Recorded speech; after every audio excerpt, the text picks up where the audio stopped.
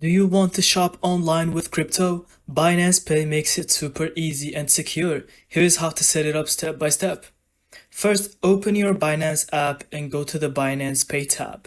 If you've never set it up, you'll need to create a pay pin. This is like your password for payments.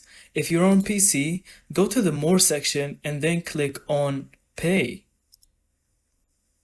Now, when you're shopping at a website or store that accepts Binance Pay, just choose it at checkout. A QR code or a payment link will pop up. Open Binance Pay, scan the QR code, or paste the payment ID. Next, choose the crypto you want to pay with. Binance Pay automatically converts between tokens, so you don't have to stress about holding the exact coin. Confirm the amount, enter your pay pin, and boom, payment sent instantly with zero fees. Pro tip, always double check the merchant is legitimate before you pay, and only use trusted sites.